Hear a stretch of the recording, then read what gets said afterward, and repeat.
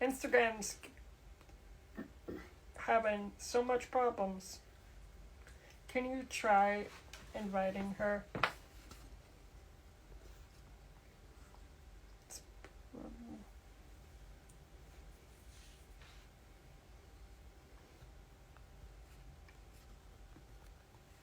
Okay. Really? Did you Mm-hmm. request? Just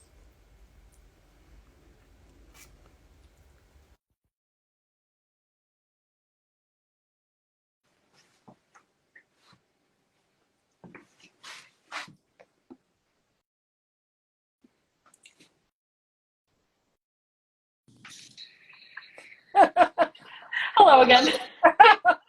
I don't know what happened. You just froze.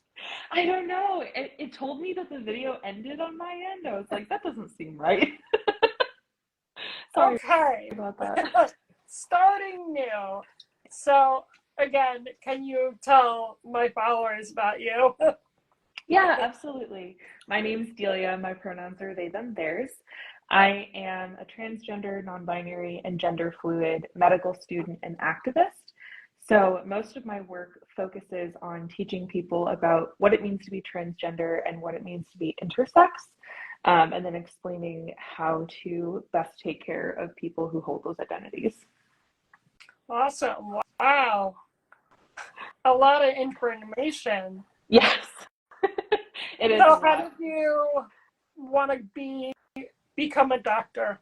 Yeah, so it's something I really wanted to do my whole life. Okay. My mom was actually a nurse growing up. Got it. Um, Yep. Me too. yeah, oh, I love it.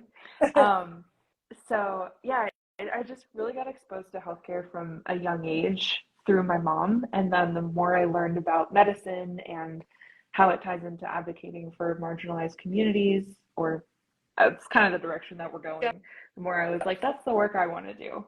So that's how we're here. Wow. So you knew you were become a doctor. Oh yeah. Oh yeah. I Wow. always just I had that gut feeling, you know. Wow.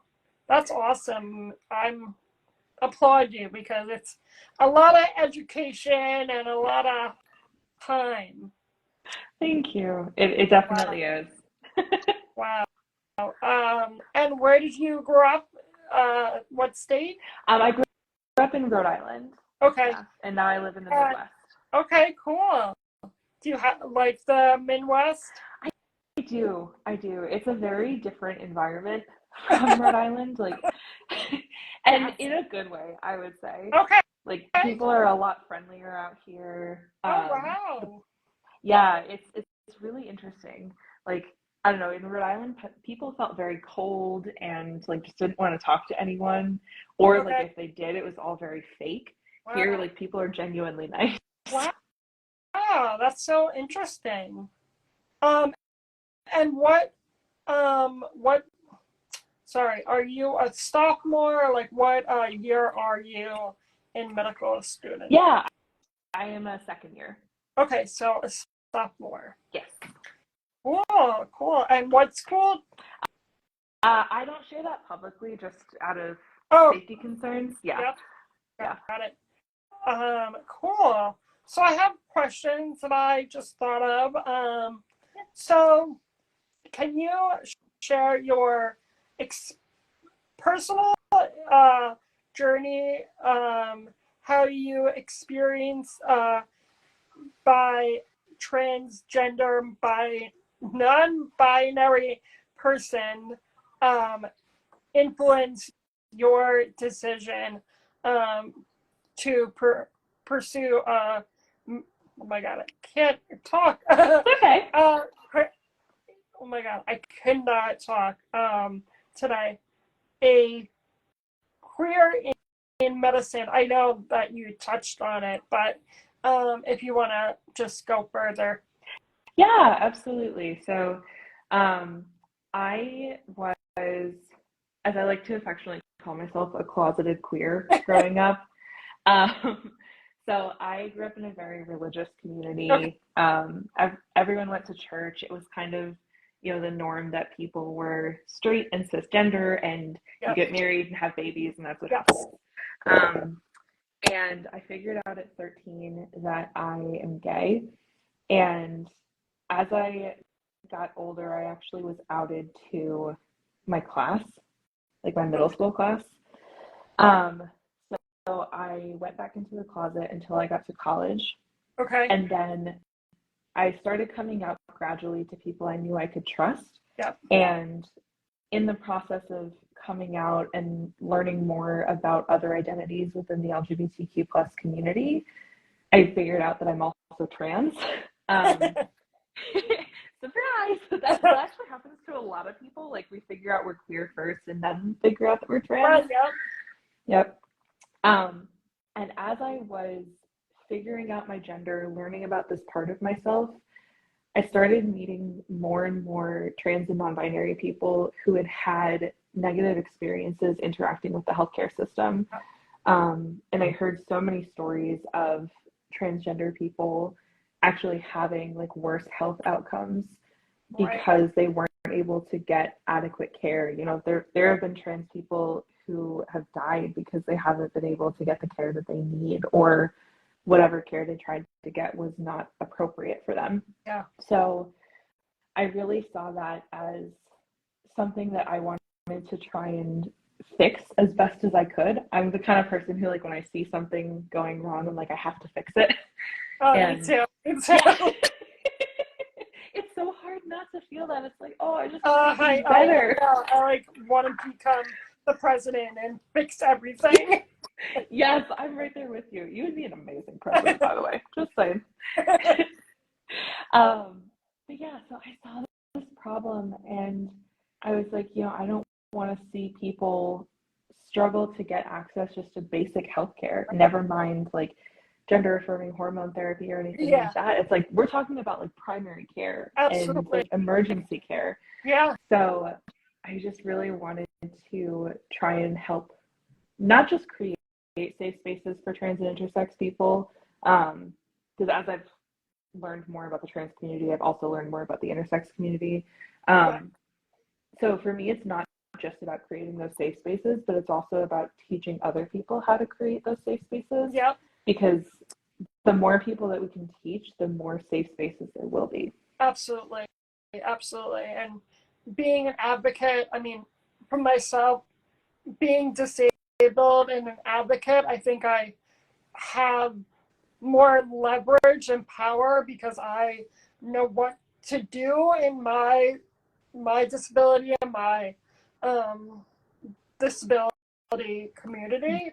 So I think when you're an advocate and you know what's going on in your body, I think you have a greater chance than a person that doesn't feel included.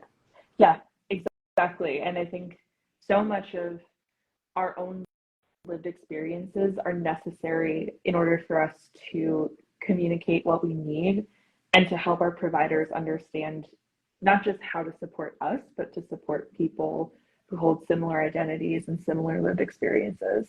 Yeah, and it's exactly, and it's cool because you can teach doctors or students. I mean, I teach my doctors and they're like, Courtney, you're just so smart. I'm like, yeah, because I know my body.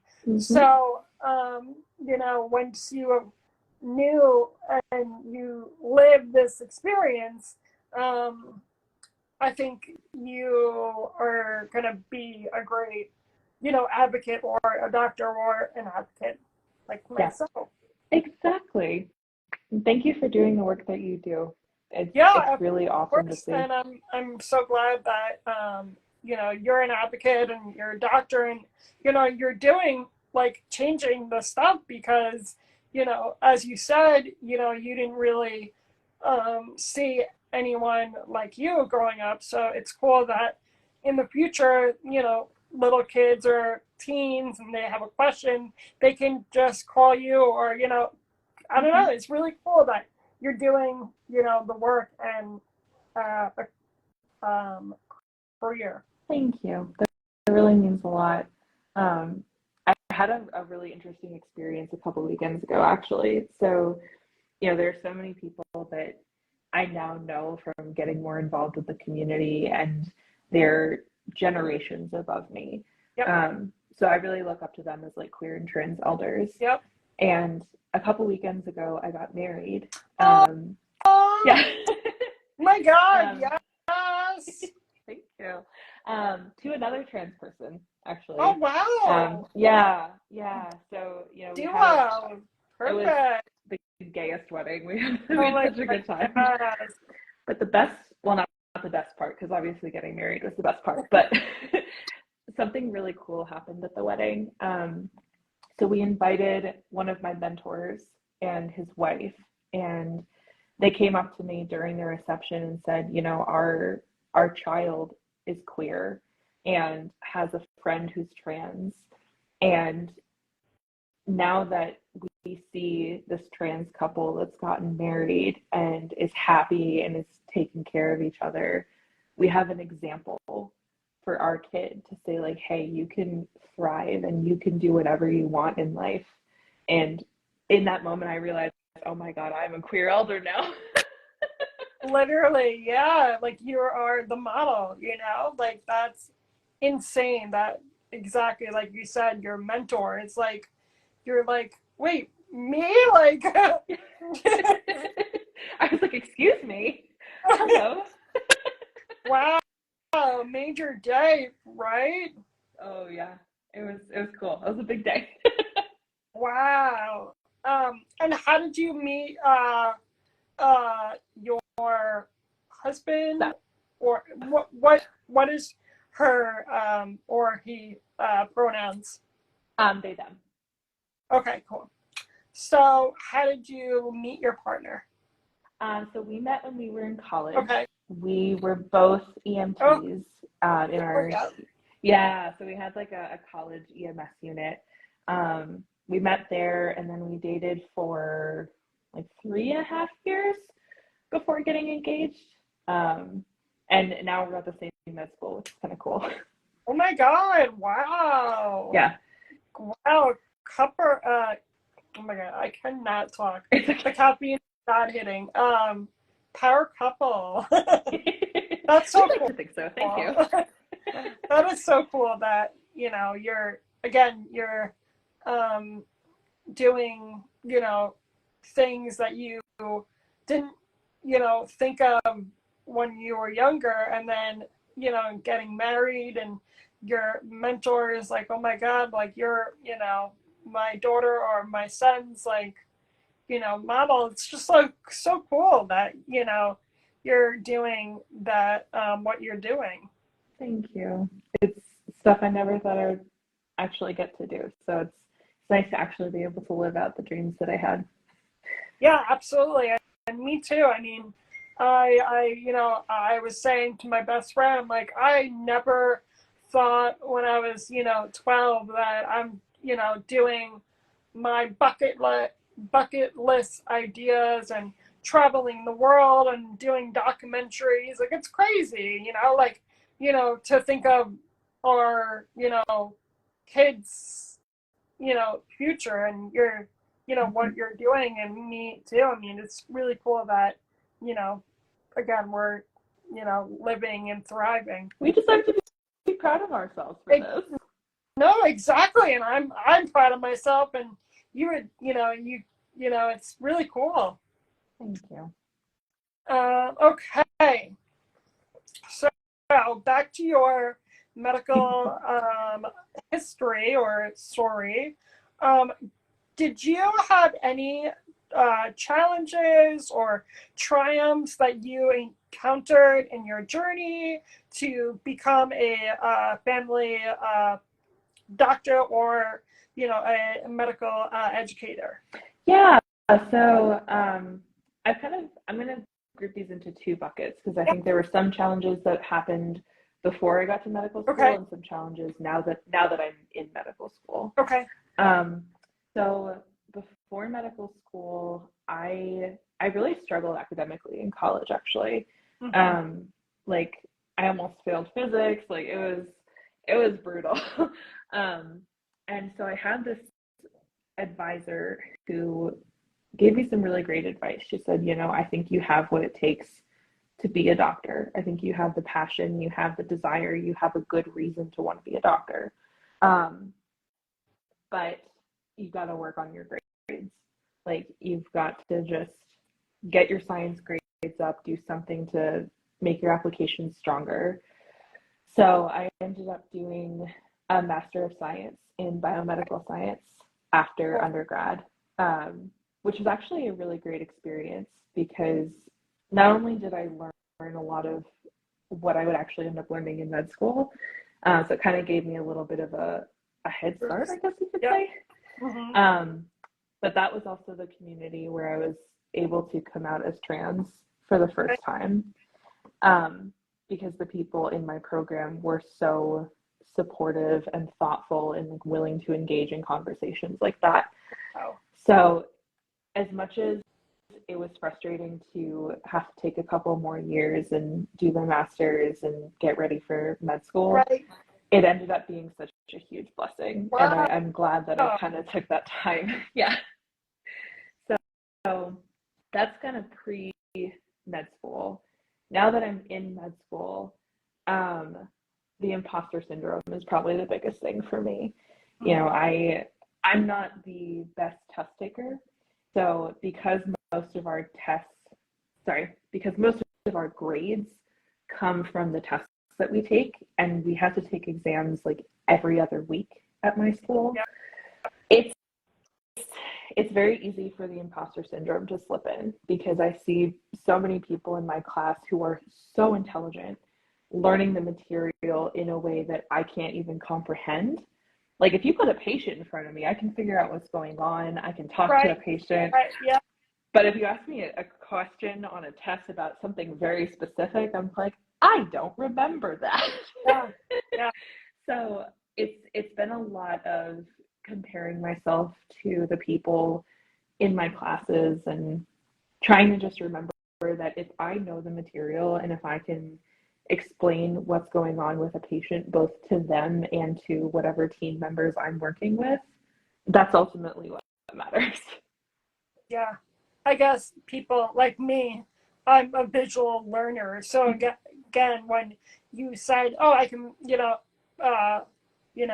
see a patient and do that, again, me too. Like, I can, visually, learn, what is going on. But like you said, like tests, absolutely not. Like, I literally failed my research. I was a psychology student, and I was like, oh yeah, I'm doing good. And then I get to my junior year, and they're like, yeah, you have to take like research or I don't know what. And I'm like, huh?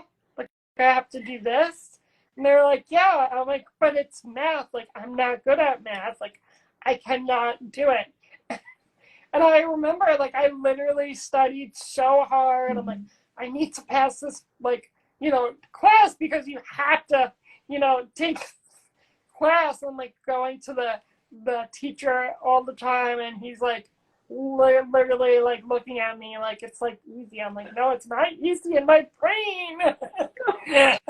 So I just like literally had to like pull that class because I was like, Mom, I was like calling my mom, like crying, like, Mom, I'm trying so hard. Like, I just can't like memorize like the fraction or like, whatever. And I'm like, I just like want to do this so bad. And Mom's like, Courtney, you're not a math person. Like, that is not your suit.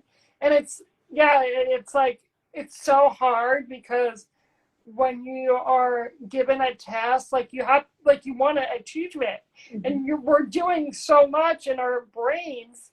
And my best friend is a medical student. She's studying, I don't know, public health, and she's like so smart. And she, we were discussing, and I was like, you're just so smart. And she's like, well, Courtney, you're smart in graphic design. Like, I can't even like make an invitation, but you like literally can like produce like invitations in 2 minutes. I was like, yeah, but like I want to be like that smart. And she's like, Courtney, you're smart, but it's just like your brain, like, like I'm like, like she's like a math nerd and she like can do math, but it's so frustrating because like we want to just, like achieve this goal, but our Yeah. brains are not equal. Well, everyone has their own talents and their own skills, Like, whenever I talk to my dad about medical school, he's like, I could never do what you're doing. And I'm like, Dad, you do a whole bunch of legal stuff for your job. Right. And like, I could never, like, that makes no sense to me. Like, Right. I know the legal stuff as it pertains to like medicine, but that's about it. Yeah, it's interesting because like brains, obviously we know like brains are not equal, but it's cool that like you can learn like visually or like like obviously read. It's cool that the brains like can do this, but again the imposter syndrome comes on, and Oh, yeah. I totally have that when I'm like doing like a talk or just like having a documentary. I'm like, they want to like interview me, like I'm not that like I'm not that interesting, but okay, like I'll make it till you make it. Yeah, exactly. Fake it till you make it is my favorite motto. Right, like I guess I'm here, so okay, like we're gonna do this. But yeah, I really do have that problem because I guess I don't know, like when you like when you're little, like you just have these dreams and Mm-hmm. oh, I'm gonna get a master's and like I'll be a lawyer, and I'm like, Courtney, like you can't do that. Like I mean, I can, and I have to work hard, but it's just like a lot of information. Yeah. Yes, it is a lot. No, really, no matter what field you go into, like it's going to be a lot of information, and you just have to kind of figure out, like, okay, what field can I go into where the information makes enough sense for me? Exactly. Yeah. It's exactly. Yeah, so that's interesting. Your journey of, being a doctor or, a medical educator. Let's see. Did you have any encounters when you like had this, I can't be a doctor, I'm not smart, or doubting yourself in the future? Oh, yeah, I've had that plenty of times. And I think, you know, being a medical student right now, it's interesting because we're kind of learning how to quote unquote be professional, whatever that's supposed to mean. Well, so many of the examples that we have are set by like a very specific group of people, which is typically cis, straight, white, able-bodied men. Yep. And it's like, okay, well, where do we fit in? Where do the trans people fit in? Where do the disabled people fit in? Right. Where do the queer people fit in? Where do the people of color fit in? Right. And we're just, sometimes people are like, yeah, you know what? We need to do a better job acknowledging this. And we actually have conversations about it. And then there's other people who are like, yeah, you'll find your own place. You're fine. Or they're like, stop complaining. I'm like, okay, well, we're not really complaining. We're just asking where we're supposed to go. And like where you want us to fit.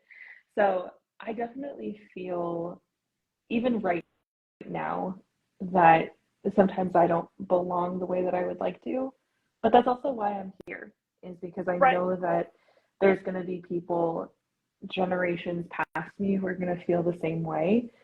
And as much as I want to create safe and inclusive spaces for my patients, I want to do the same thing for the future generations of med students too. Right. Yeah. So that so what do you want to I guess, imagine for the future of LGBTQ plus doctors when, you're old, or, a mentor? What do you want to dream to do to change the system, uh, becoming like a doctor? Yeah, so I would love to see more education around LGBTQIA health in medical school and in residency. Okay. I think there are some residency programs that really do a good job of incorporating it. Med school can be kind of hit or miss, Okay. because there's no standards around that right now. Right.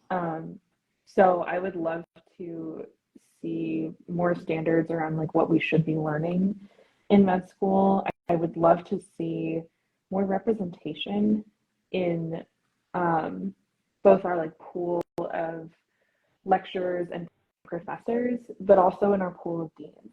We don't, as far as I know, I think we might have like one queer dean, but I don't even know if he's actually a dean or if he's just a professor. And yeah, there's just no representation. And I think in order to foster an environment where med students and staff at a medical school feel like they actually belong and like their voices matter, you have to have representation all the way up the hierarchy. Yep. And right now we're just not seeing that. No. Uh, Totally, I agree.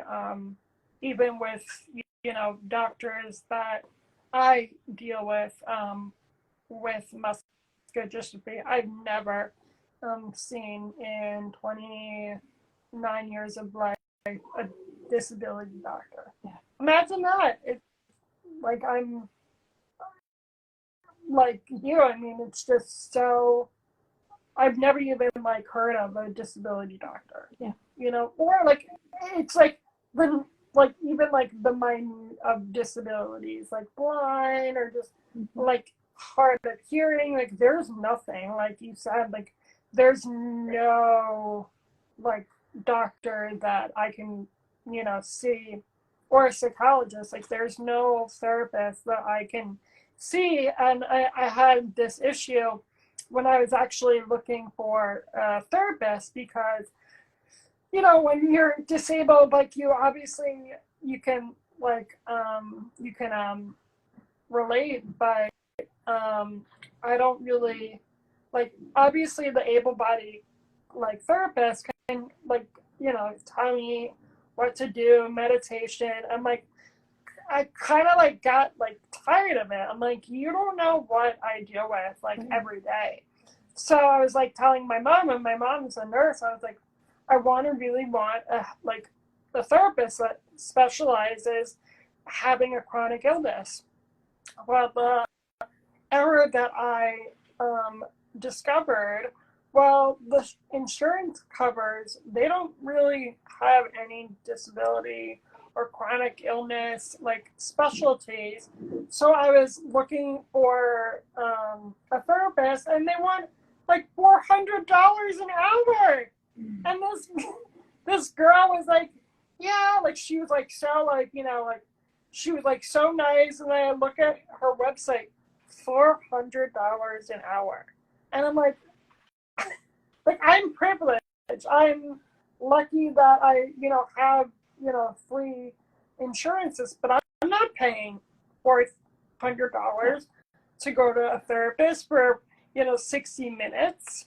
No, it's just I was just like, when I like really got to that issue, I'm like, whoa, like we're probably fucked, because like you can't even like get a therapist that specializes in chronic illness or like a disability. right. And so often, depending on what insurance you have and what options are available to people, like it can make a big difference in terms of whether you're able to find a therapist that's a good fit for you or not. Like I had a very similar experience during COVID, actually, where I could not find a therapist in my city because there were so many people accessing mental health care, which like great, glad people Right. are getting the therapy they need. Exactly. But I could not find anybody. And I was lucky enough to have a resource like through my workplace at the time where they would like pair people up with a therapist if we needed one. And the person I got paired with was just not a good fit for me. Like knew nothing about trans Yep. people. Like it was a very invalidating experience in more ways than one. And it was sort of a situation where I was like, okay, I know I need care, but at the same time, like this is not helpful care. So like, what do I do now? Yeah. Yeah. I'm sorry that happened to you. Yeah, it just like sucks that because like, you know, we have a really greater, I think we have like a 40%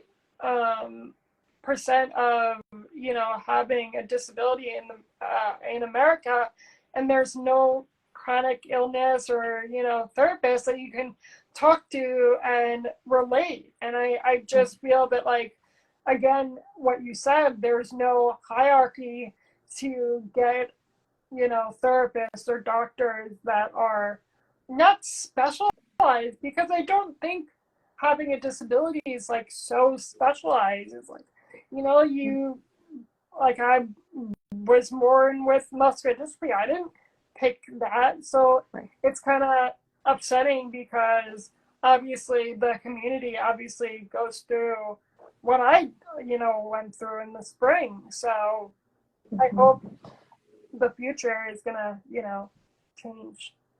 I hope the same thing too. And I have to be honest with you, like medicine as a special, well, not as a specialty, but as a field is very ableist and has historically been very ableist. Like even when we're applying to medical school or like matriculating into a medical school, there's a set of physical standards that everyone has to meet. And like, this is ridiculous. Like, we're never going to have the representation that people with disabilities deserve because of these standards. Yeah.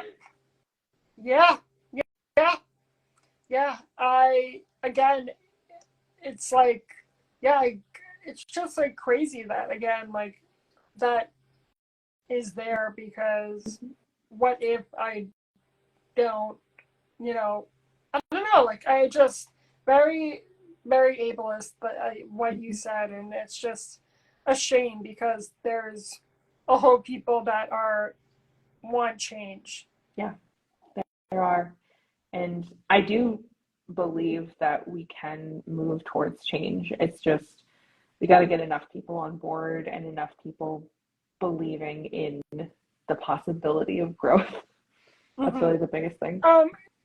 Did you like have like any mentors when you like, or like you were like, oh, I want to become a doctor? Did you have any mentors that were trans and a doctor that you like followed or, you know, like looked at? I didn't initially. I had a couple of queer mentors who weren't actually in medicine. They were in different fields. Like I had one who was in sociology, for example, but they were very supportive of my goal to get to medical school, but they didn't have like the lived experience of going through that process. During one of my gap years, I did have, well, I consider it an honor, to be perfectly honest, to meet a trans doctor who is an oncologist. And it was really funny because I had actually read a bunch of this person's papers before I met them. So when I met them, I was like, oh my gosh, I'm meeting a celebrity. This is so cool. And this person really has become both a friend and a mentor to me since then. It's been such a life-giving relationship, and it's like, okay, if this person has made it so far and is doing as well as they are, I can do that too. Exactly. Yeah. Exactly. Like what, it's just like, it literally, like it's like one person that like can change your whole aspect of, you know, living as a oh my God, my transgender or disability. Like, I had no models to look up to. Like, I really didn't, I mean, when we were in the 90s, like, we had no representation, models or like coloring books. And I'm like, well, I'm going to do that with myself, and I'm going to be my model because I didn't have any representation. I was like, well, I'm going to just do it. And I mean, thank God we have like social media, and I mentor muscular dystrophy kids, and that like the moms are messaging me like all the time, like, you changed our aspect because, when my mom got diagnosed with me when I was like 3, we didn't have any social media. My mom was doing, her education through the library, and, like reading, the, medical, books. And I think we have the power for social media that we can change the future and change the, the representation and obviously education, but still, like, it's really cool that we're models for the future kids. Yeah, we are. It gives me a lot of hope for the futures of our communities, knowing that they at least have some examples that we didn't have. Yep. It just makes my heart all warm and fuzzy. Yeah, and it's just like the littlest things that we take for granted. I think we're doing it for our inner child and obviously the generation that are following us. Yeah, we really are. It's a very healing process in a lot of ways. Oh yeah. And that's why I'm doing this, because I was like, this is a free, podcast, and I really want to, I love talking. I love education. I love advocacy, and just getting to know you. Last night, I was like just watching on YouTube, just like intersex documentaries, and I was really doing my homework, obviously. But I was like, oh, this is such a cool advocate. Obviously, you're so cool, and thank you for doing this. But again, I'm learning while doing this, so it's fun for me, and it's education for my viewers, and obviously you speaking. So I don't know why I said that, but I'm so glad that we're doing this because I love this. Me too. I feel like this is I love the word life-giving. Like, that's my favorite adjective to use, but it's a very life-giving conversation.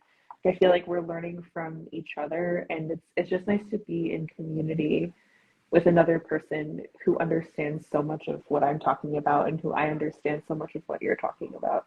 Right. Exactly. And that's why I like this, because I was like talking to my mom, like growing up, like I had no like buddy to speak to into my mom. Like, obviously my mom is like my rock, but it's cool that I'm like educating her, like interviewing my guests. It's like cool, It is cool. So let's see what questions are. We have like 10 minutes. Okay. Let's figure out. Okay, what is the most pressing healthcare disparities faced by the LGBTQ plus community, particular transgender and intersex individuals with a marginalized identities? Yeah, so I love this question because I think there's quite a few disparities, and it really depends on first of all, where a person is, and second of all, what specific identities a person holds. People within the LGBTQIA community have a lot of parallel experiences, particularly around bias in healthcare, around accessing safe healthcare spaces. And at the same time, every community is going to have slightly different experiences. A lot of what we're seeing right now in terms of the disparities faced by trans and intersex people specifically focuses on bodily autonomy. Okay. So we're seeing in a lot of states with the legislation that has popped up, we're seeing an attempt to take away care from transgender people, yep, while simultaneously reinforcing the sex binary onto intersex people. Okay. And that does a lot of harm in terms of people's trust in the medical system, people's trust in the people that are supposed to represent them in our government. And it does a lot of harm, not just from like the legal perspective of trying to access care, but also in terms of providers' willingness to treat trans and intersex patients. Yep. There are some states in the US where it's actually legal for providers to turn away LGBTQIA plus people, yep, simply because of who they are. And I actually know people personally who have been turned away by multiple providers because they're trans. Yep. And, like, there was no other reason for it. So that's really kind of the two biggest things, is like bodily autonomy and access to care, that kind of spread across the board, but especially resonate right now for trans and intersex folks. Yeah, I see that going on TikTok, and it's your body and your autonomy, and it's so devastating that you can go to the doctor and they can say, "Oh, not today." Yeah. Yeah. And it's so hard to look at the poor community because they don't have the money to go to another state to get the the care. And I look at the poor community, and it's just, again, I'm privileged that I can go to another state, and but again, the poor community, and like, it's just so sad that, like, you trust a doctor, but you can go to the doctor and they're like, yeah, I can't do anything. Yeah, it's frustrating too, because it's not like we're asking for complex care. Right. It's not like we are asking for something completely out of like the scope of practice of a physician. We're just asking for basic medical care. Like, it's no different from seeing someone who's cisgender, right, or not, right, intersex. right. No, I hope that the future is, become, educated and advocacy and doing the most, because people, they, are worthy for all doctors to, to represent them, and, see them, and not, declining their, health and the basic things. Like, amen. Mm-hmm. Well, thank you so much. I had such a lovely time getting to know you, and I'm so glad that you did this, because, again, we're learning, and that's, what I wanted to do, and you are so awesome, and keep up. You're really keeping up what you're doing, because we really, really need you in the healthcare system and advocacy. And I love what you're doing and your posts, and thank you so much. Well, thank you for having me. It has been so wonderful to get to know you, and it's been an honor to be part of this. Yes, I'm so friend. grateful. Come to New York. Let me know when you're in New York. Absolutely. Well, thank you. Have an awesome day, and I will text you because I'm gonna put this on YouTube. Awesome. Sounds good. Thank you so Thanks. much, Bye. Courtney. Bye.